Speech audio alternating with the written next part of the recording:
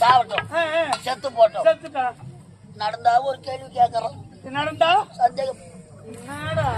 பையன் உனக்கு அவனுக்கும் அவன் எதிர்பார்க்கறது பவித்ரா நினைச்சேன் சாவட்டமா அவர் அனுப்புறாரு மெசேஜ் ஐ மிஸ் யூ குடிகார பையன் செத்துட்டான் அவன் செத்தா என்ன எல்லாம் எதிர் விட்டு கோபா அழுக்கிறான்